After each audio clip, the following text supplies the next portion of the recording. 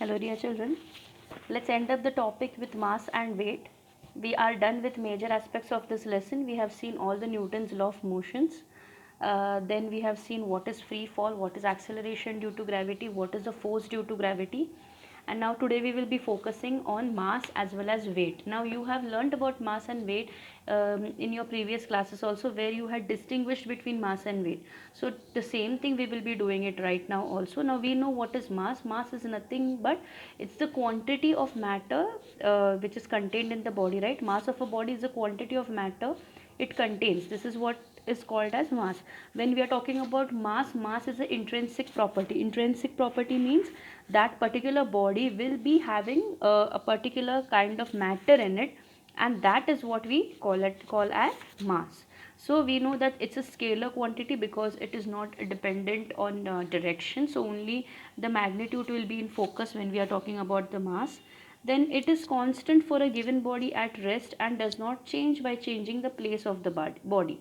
Now when we are talking about mass, if we measure a particular body's mass, say at a direction, let us say that we are measuring it in Sangli, and then we are measuring it let's say in Mumbai. In both the places the mass will be constant, so mass does not vary from place to place, it remains constant throughout. Okay, so it's an intrinsic property of the body. Intrinsic means naturally inherited, it's already present in the body. Okay, and it is measured with the help of a physical balance or a beam balance. You know what is a physical balance. Then because the value of acceleration due to gravity is same on both the pans, we measure it with the help of physical balance or beam balance because same acceleration due to gravity is acting on both the pans. Now we had learnt about acceleration due to gravity also. We said that for a freely falling body, we say that the acceleration due to gravity remains same throughout. So same way we measure mass with the help of the physical balance. Then we say that the mass of the body increases with its velocity, but this change is perceptible. So we had studied that for the velocity m equal to m0 upon root of 1 minus v upon c square, where m0 is the mass of the body at rest. So we know that the mass of the body is increasing with the velocity, but this change will be accepted when the velocity is more than 10 raised to 6 meter per second, that is it reaches close to the speed of light. So for a body moving with velocity less than 10 raised to 6, its mass will be taken to be constant. So this we had already discussed before, that I had explained you that if the mass of the body, okay, if the mass of the body it's taken as if we say that it is constant, then the velocity of the body should be less than 10 raised to 6. And when can we say its velocity is keeping on increasing? When its velocity is greater than the velocity of light. So let us analyze first these things. When do we say that the mass of the body increases with the velocity? When the velocity is greater than 10 raised to 6. And when do we say the mass of the body is constant? We say it is constant when it is less than 10 raised to 6. So this is all the thing about mass, which we have discussed now. Now let us go to weight. Weight, we know that what is weight? We say that it's the force with which the earth attracts it, or in other words, the weight of the body is the force of the gravity acting on it, right? When you go to measure your weight, it's the force of the gravity which is acting on your body, right? So weight of the body is the force by which the earth attracts it. In other words, we can say weight of the body is the force of gravity on it. Now mass, we say it's the body of the quantity of matter it contains. Weight, we say that it is the force by which earth is attracting. In other words, the weight of the body is the force of gravity on it. Okay, then weight is a vector quantity. Vector quantity, that means it's dependent on magnitude and direction, so its direction will be downwards towards the center of the earth. Then the units of weight, we know the SI unit of weight is Newton. Okay, SI unit of weight is Newton, and the CGS unit is dyne. So we know that 1 Newton equals to 10 raised to 5 dyne. 1 Newton equals to 10 raised to 5 dyne. Then the relationship between weight and mass. So weight of the body is related to its mass as follows. Weight is nothing but mass into acceleration. This acceleration we will be taking it as g. So weight equals to m into g. So w equals to mg. That's the relationship between weight and mass. So weight and mass are related as weight equals to mass into acceleration due to gravity. Then we can see that, note that equation 3.20, so this is 3.20. So here you can see SI unit of acceleration due to gravity can also be taken as Newton per kilogram, okay, in a place of meter per second square. Now how Newton per kilogram we can take? So we can see here as G, if we take it out, so G equals to weight W upon M. So G equals to W upon M. So what is the SI unit of W? Newton. What is the SI unit of mass? Kilogram. So W per kilogram. Okay, which is also taken as, or in the place of meter per second square, we can also take it as Newton per kilogram. Okay, then since the value of the G varies from place to place, okay, so we can say that the weight also varies from place to place. So here just I will once again I will just show you how did we get it as Newton per kilogram for those who are not clear with it. So here I had we have written as W equal to M into G. So G equals to W upon M. So Newton upon kg, which is nothing but Newton per kilogram. So we can take the value of G as Newton per kilogram also. I hope this is clear.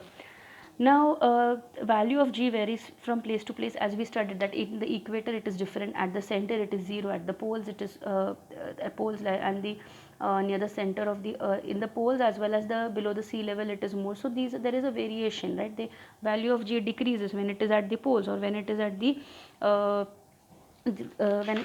I mean we had discussed over here that on equator it is slightly less as compared to the poles. At altitudes or above the surface or the depth, it is value of G is decreasing and the value of G is 0 at the center of the earth. So there is a, we can say that there is a change in the acceleration due to gravity. So since the value of the G is varying from place to place, we will take it the gravitational unit of weight in NKS as kilogram force and in CGS as gram force. So a gravitational unit of weight in MKS is kilogram force or kgf, and in CGS it is gram force, where 1 kilogram force is equal to 9.8 Newton and 1 gram force equal to 980 dyne. So you have to remember this. 1 kilogram force approximately, which is 9.8, even if we can take it as 10. 1 kilogram force 980 dyne. So obviously the mass of the body is kg and it will weigh the mass as kgf, kilogram force. So when we are talking about kilogram force, it's the gravitational unit of weight.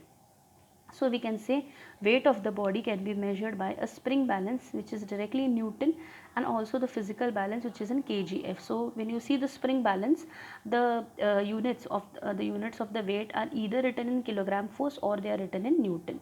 So I hope you understood all these aspects, how weight and mass are related to each other, what is the unit of weight, and how weight can be measured in terms of Newton per kilogram also. Now let's compare mass and weight. You have studied these comparison from previous in your lower classes also, right? Mass, we say it's the measure of the quantity of matter contained in it. Weight, we say it's the force with which earth attracts a body. Mass, it's a scalar quantity. Weight, it's a vector quantity. Mass SI unit is kilogram, SI unit of weight is Newton, or we can also take it as kgf, kilogram force, measured with the help of physical or a beam balance. This is measured with the help of a spring balance, which is calibrated to read in Newton. Calibrated means we have given markings to it, we have taken several markings on it, several divisions on it. It's constant for a body and does not change with place to place, okay, with a change in the place. But this is not constant and it varies from place to place because due to the change in the value of G. Because it is a change in the value of G, weight can also be changing. Then let's proceed further with the gravitational units of forces. Now gravitational unit of force in NKS system, gravitational unit of force is kilogram force. Okay, it's kgf. So 1 kilogram force is the force due to gravity on the mass of 1 kg.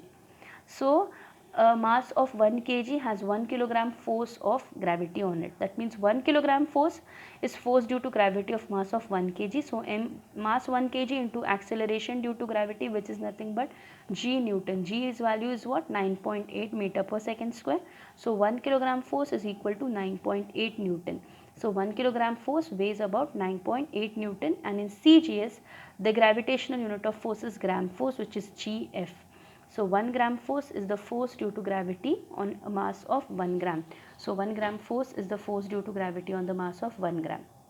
Then 1 gram force is what? It's the force due to gravity of mass of 1 gram which is into acceleration, so g into centimeter raised to minus 2, so g dyne. So g dyne is nothing but 980 dyne, which we have seen here. 1 kilogram force is 9.8, 1 gram force is 980 dyne. So from where are we getting these things? So 1 gram force equal to 980 dyne and 1 kilogram force equal to 9.8 Newton. And further, 1 kilogram force is also equal to 1000 gram force.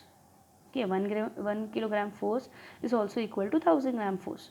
So up to an approximation we can say 1 kilogram force is nothing but it's equal to 10 Newton. Okay, now see here, so many things we have seen, so we will be writing it down one by one.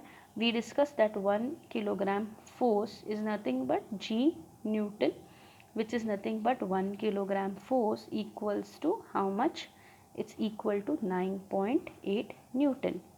Then 1 gram force, okay, which is equal to 980 dyne. So these two you have to remember, as well as we studied that 1 Newton equals to 10 raised to 5 dyne. Okay, then we also studied 1 kilogram force equals to 1000 gram force. And then we are saying that approximately 1 kilogram force is equal to 10 Newton. This is 9.8, which is approximately, we round it off, equals to 10 Newton. Then what is 1 Newton then? 1 Newton is 0.1 kgf or 100 gram force. 1 Newton is 0.1 kgf or 100 gram force. So we can feel a force of 1 Newton. Okay, if we want to feel the force of 1 Newton, we can hold a mass of 100 grams. So if I want to feel the force of 1 Newton, I can hold a mass of 100 gram on the palm and say that it is 1 Newton. So obviously we say that 1 kilogram force is 9.8 Newton. We mean to say that we have to exert a force of 9.8 Newton to hold the mass of 1 kg on our palm, right? Are you getting? If I want to hold a mass of 1 kg in my hand, okay, approximately a mass of 1 kg, I have to exert, okay, I have to exert a force of 9.8 Newton to hold a palm of 1 kg in my hand. Okay, to hold a palm of 1 kg in my hand. So force of 1 Newton exerted by the palm on mass of 100 gram to hold it. Okay, so we say that 1 kgf equals to 9.8 Newton. So we mean to say to exert a force of 9.8 Newton, we have to hold a mass of 1 kg in the palm. So these are all the gravitational units of force. So I hope you are clear with this. We discussed few things. 1 Newton equal to 10 raised to 5 9. 1 kilogram force equals to 9.8 Newton or 10 Newton also. 1 gram force is 980 dyne. 1 kilogram force is 1000 gram force. 1 Newton is 0.1 kilogram force or 100 gram force. And 1 Newton, we can say that 1 kilogram force is 9.8 Newton. So to hold 1 kg of 1 kg of a mass in our hand, we have to exert a force of 9.8 Newton, and a force of 1 Newton is exerted by a palm on the mass of 100 gram to hold it. So with this we finish all this lesson. We have done with mass and weight. Now in this lesson we have done all the Newton's law, 3 laws of motion. You have any queries, you have to ask me, just to be clear with the concepts, and very soon we will be starting with the 4th lesson. Now here very easy numericals are given using the formulas, that is F equals to G m1 m2 upon r square. Either we will be using this formula, or then we will be using some equations of motion wherein we will be using this v equal to u plus at and all that, and then we will be calculating this. Very easy numericals will be asked from this lesson, not the complicated. If you see the scope of the syllabus which is there, uh, if you see the scope of the syllabus which is given every time in this at the starting of the lesson, in that they have mentioned that we will be getting numericals but very simple ones. So you can see problems on the variation of the gravity are excluded. So very basic numericals, very simple numericals will be there. Okay, thank you children, and please go through it. If you have any doubts you can ask me.